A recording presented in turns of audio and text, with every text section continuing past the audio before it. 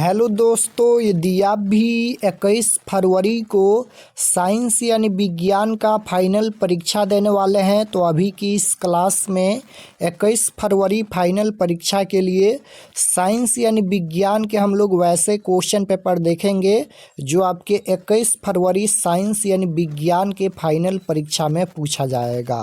तो आप लोग इस क्लास में अंत तक बने रहिएगा। ये साइंस का क्वेश्चन पेपर है, यहाँ पर देख सकते हो सेकेंडरी स्कूल एग्जामिनेशन 2026 एनुअल यानी वार्षिक फाइनल परीक्षा 2026 के लिए ये साइंस यानी विज्ञान का क्वेश्चन पेपर है 21 फरवरी फाइनल परीक्षा के लिए। और इस क्लास में हम लोग साइंस के टोटल 80 ऑब्जेक्टिव क्वेश्चन देखेंगे, तो आप लोग क्लास में अंत तक बने रहिएगा। समय 2 घंटा 45 मिनट का मिलेगा और पूर्णांक 80 रहेगा। 80 नंबर का एग्जाम होगा। तो सबसे पहले खंड अ मिलेगा। खंड अ में आपसे वस्तुनिष्ठ प्रश्न यानी ऑब्जेक्टिव टाइप क्वेश्चन पूछा जाएगा। 1 से लेकर 80 तक ऑब्जेक्टिव टाइप क्वेश्चन पूछा जाएगा। इनमें से किन्हीं 40 प्रश्नों के उत्तर देना है फाइनल परीक्षा में। तो आइए पहला नंबर क्वेश्चन देखते हैं। फर्स्ट क्वेश्चन यहाँ पर पूछा गया है कि सर्च लाइट का परावर्तक सतह होता है। तो सर्च लाइट का परावर्तक सतह अवतल दर्पण का होता है। Right answer option number B हो जाएगा। सर्च लाइट का परावर्तक सतह अवतल दर्पण का होता है। ऑप्शन नंबर बी बिल्कुल राइट आंसर होगा। क्वेश्चन नंबर 2 यहाँ पर पूछा गया है कि उत्तल दर्पण से बना काल्पनिक प्रतिबिंब होता है। यानी उत्तल दर्पण में काल्पनिक प्रतिबिंब बनता है। तो जो उत्तल दर्पण में काल्पनिक प्रतिबिंब बनता है वह कैसा होता है? तो याद रखिएगा, उल्टा प्रतिबिंब कभी नहीं बनता है। उत्तल दर्पण में हमेशा सीधा प्रतिबिंब बनता है। तो ये हो जाएगा सीधा एंड आवर्धित। ऑप्शन नंबर ए में दिया गया है। Right answer option number A हो जाएगा। निम्न में कौन उपचायक है? क्वेश्चन नंबर 3 देखिएगा, पूछा गया है निम्न में कौन उपचायक है? तो उपचायक पूछा गया है, तो ये हो जाएगा O2 option number C right answer. निम्न में कौन बूझा हुआ चूना है? बूझा हुआ चूना पूछा गया है, तो ये हो जाएगा CaOH2 option number B right answer. 5 number question है कि मनुष्य में कौन उत्सर्जी अंग नहीं है? नहीं पूछा गया है। कौन यहाँ पर मनुष्य में उत्सर्जी अंग नहीं है? तो राइट आंसर हो जाएगा अग्न्याशय option number C right answer. रक्त में हल्के पीले रंग के चिपचिपे द्रव को क्या कहते हैं? तो प्लाज्मा कहते हैं। राइट आंसर ये हो जाएगा प्लाज्मा। क्वेश्चन नंबर 7 पूछा गया है कि सामान्य नेत्र के लिए दूर बिंदु। यहाँ पर दूर बिंदु पूछा गया है। ये 25 सेंटीमीटर नहीं होता है, अनंत होता है। जब दूर बिंदु पूछा जाएगा तो अनंत होता है, और न्यूनतम दूरी पूछा जाएगा तब यहाँ पर 25 सेंटीमीटर होता है। तो दोनों आपको याद होना चाहिए। सामान्य नेत्र के लिए दूर बिंदु अनंत होता है। क्वेश्चन नंबर 8 है कि एक एंगस्टर का मान क्या होता है? तो right answer option number A हो जाएगा 10 के power -10 m। Option number A right answer. निम्न में कौन भस्म नहीं है? भस्म नहीं पूछा गया है, तो right answer option number B हो जाएगा NaCl सोडियम क्लोराइड, ये भस्म नहीं है। क्वेश्चन नंबर यहाँ पर 10 पूछा गया है कि प्लास्टर ऑफ पेरिस का रासायनिक सूत्र। तो प्लास्टर ऑफ पेरिस का रासायनिक सूत्र इनमें कौन है? तो ये हो जाएगा CaSO4 × ½ H2O। Option number B में दिया गया है प्लास्टर ऑफ पेरिस का रासायनिक सूत्र। इंसुलिन हार्मोन की खोज किसने की? इंसुलिन हार्मोन की खोज किसने की? तो राइट आंसर हो जाएगा बैटिंग ने। Option number A right answer. Question number 12 है कि इनमें कौन पादप हार्मोन है? कौन यहाँ पर पादप हार्मोन है? तो पादप हार्मोन पूछा गया है, तो ये हो जाएगा cytokinin. Option number D right answer. किसी चालक के प्रतिरोधकता का मात्रक क्या होता है? तो ये हो जाएगा चालक के प्रतिरोधकता का मात्रक पूछा गया है ना, तो इसका राइट आंसर हो जाएगा ओम, यहाँ पर मीटर, ओम मीटर। क्वेश्चन नंबर 14 है कि कौन विद्युत का सर्वोत्तम चालक है, यानी सबसे अच्छा चालक पूछा गया है, तो ये हो जाएगा aluminium. Option number C right answer. Question number 15 पूछा गया है कि न्यूरॉन का वह हिस्सा जहाँ जानकारी हासिल की जाती है, तो वह है dendrite. Option number C right answer. Question number 16 है कि गुर्दे में उत्पादित सूत्र मूत्राशय में जाता है, तो ये मूत्र मार्ग से और मूत्रवाहिनी से दोनों हो जाएगा, यानी ए और बी दोनों। Right answer option number B होगा। 17 नंबर क्वेश्चन पूछा गया है रक्त क्या है? तो रक्त एक उत्तक है, राइट आंसर सी हो जाएगा। फूल में नर प्रजनन अंग होता है पुंकेसर, राइट आंसर बी होगा। 19 नंबर क्वेश्चन पूछा गया है कि मानव आहार नाल का सबसे लंबा भाग है। तो मानव आहार नाल का सबसे लंबा भाग पूछा गया है तो छोटी आंत होता है, right answer option number C होगा। किस जीव में हीमोग्लोबिन नहीं होता है? तो मक्खी में हीमोग्लोबिन नहीं होता है, राइट आंसर ऑप्शन नंबर ए होगा। मनुष्य में डब्ल्यूबीसी की जीवन अवधि, डब्ल्यूबीसी यानी श्वेत रक्त कणिकाएं का जीवन अवधि पूछा गया है तो 12 से 20 दिन होता है, right answer option number D होगा। 22 नंबर क्वेश्चन पूछा गया है कि प्रसिद्ध पुस्तक द माइक्रोग्राफिया किनके द्वारा लिखी गई थी? तो रॉबर्ट हुक के द्वारा लिखी गई थी, right answer option number C होगा। 23 नंबर क्वेश्चन है कि आधुनिक आवर्त नियम के अनुसार तत्वों का गुण धर्म परमाणु संख्या का आवर्त फलन होता है, राइट आंसर बी में दिया गया है।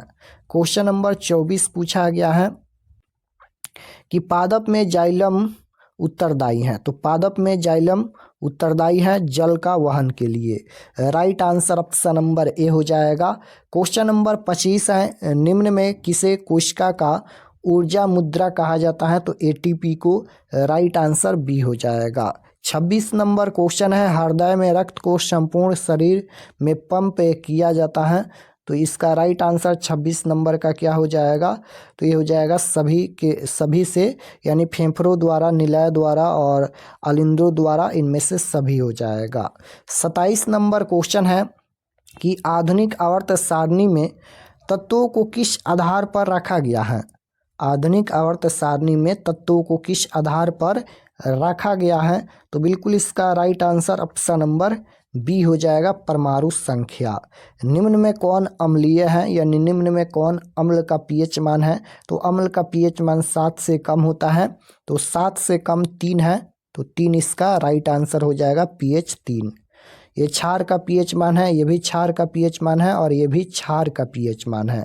अम्ल का पीएच मान 7 से कम होता है, क्षार का पीएच मान 7 से ज़्यादा होता है और उदासीन विलयन का पीएच मान 7 होता है। क्वेश्चन नंबर 29 है कि सरल सूक्ष्मदर्शी में किसका उपयोग होता है? तो उत्तल लेंस का उपयोग होता है, right answer option number D हो जाएगा, उत्तल लेंस। 30 नंबर क्वेश्चन है कि उत्तल लेंस की क्षमता होती है, उत्तल लेंस की क्षमता धनात्मक होती है और उत्तल लेंस की क्षमता ऋणात्मक होती है, तो राइट आंसर बी हो जाएगा, उत्तल लेंस की क्षमता प्लस यानी धनात्मक होती है। क्वेश्चन नंबर 31 है, स्पेक्ट्रम प्राप्त करने के लिए किसका उपयोग होता है? तो प्रिज्म का उपयोग होता है, राइट आंसर डी हो जाएगा। सूक्ष्म कणों का एक विषमांगी मिश्रण कौन है? तो राइट आंसर हो जाएगा वायुमंडल, ऑप्शन नंबर ए।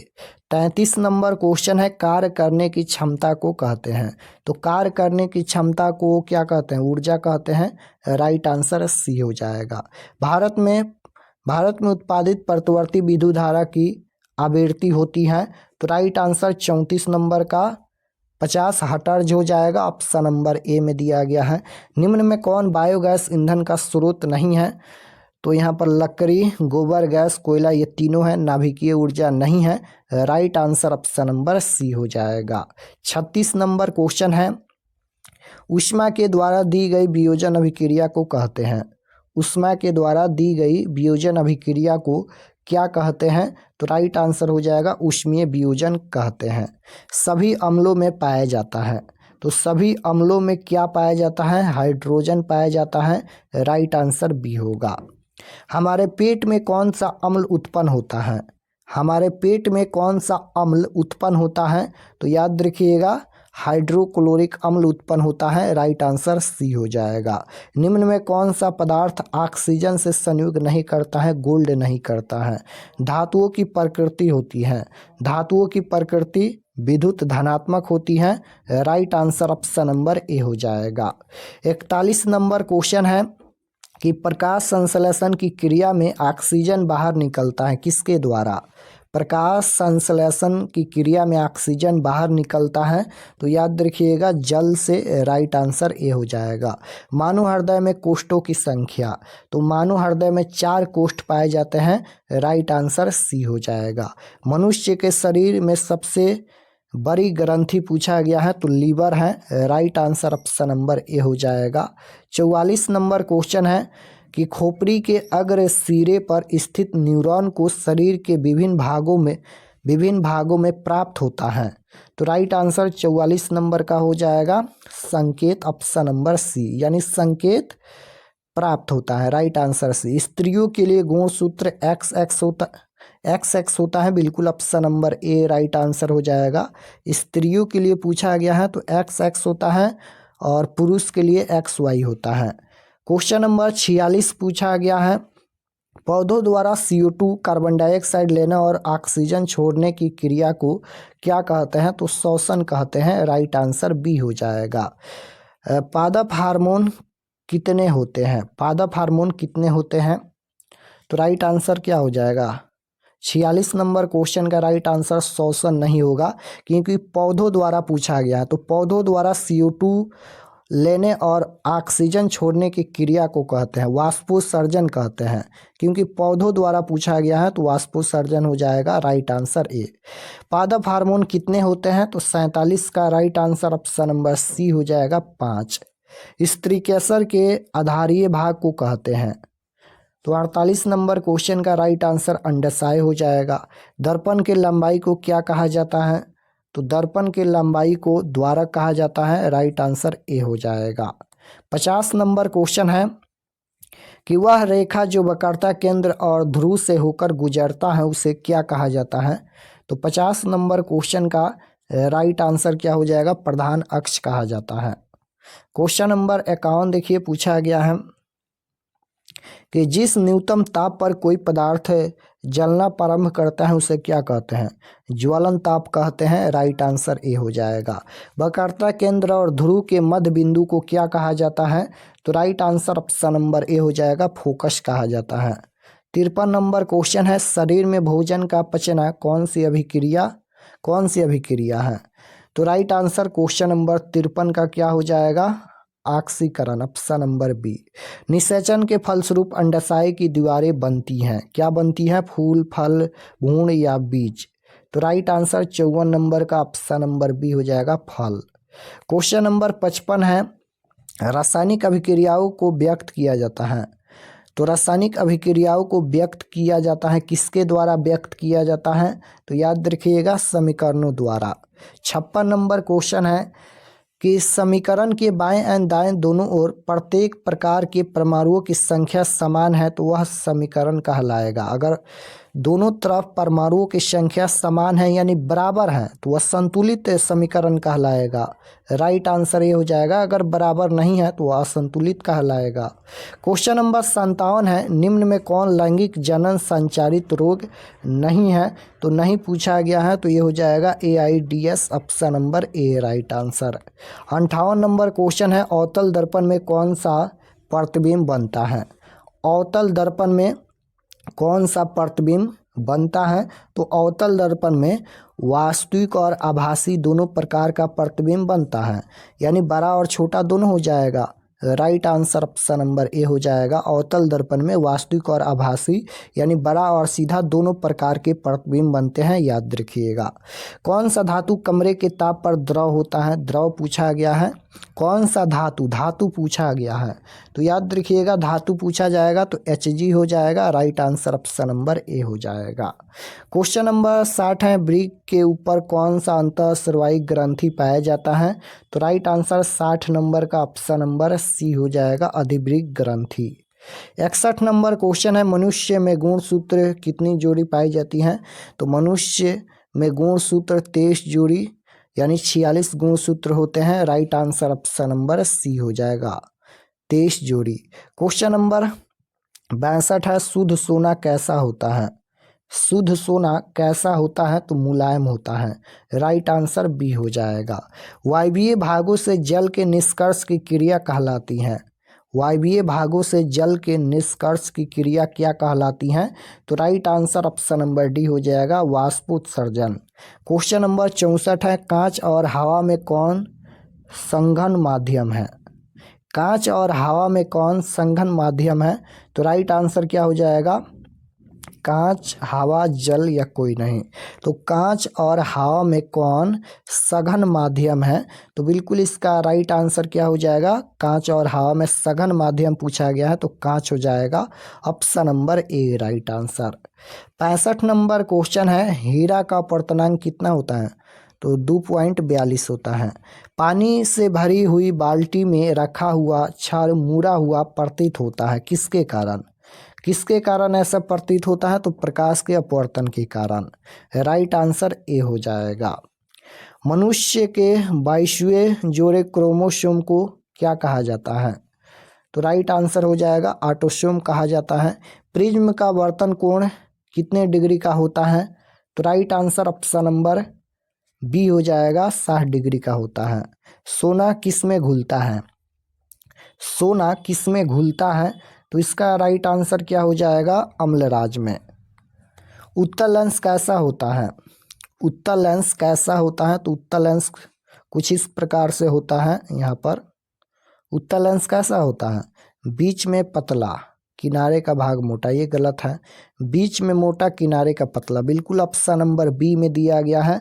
70 नंबर क्वेश्चन का राइट आंसर बी हो जाएगा। 71 नंबर क्वेश्चन देखिए कि जिसमें धातु और अधातु दोनों के गुण पाए जाते हैं उन्हें क्या कहते हैं? तो राइट आंसर सी हो जाएगा, उपधातु। कॉक में पोषण की कौन सी विधि होती है? मृत्युजीवी। अभिसारी लेंस किसे कहा जाता है? अभिसारी लेंस किसे कहा जाता है? तो उत्तल लेंस को अभिसारी लेंस कहा जाता है, अवतल लेंस को अपसारी लेंस कहा जाता है। किस प्रतिबिंब को पर्दे पर नहीं उतारा जा सकता है? तो किस प्रतिबिंब को पर्दे पर नहीं उतारा जा सकता है?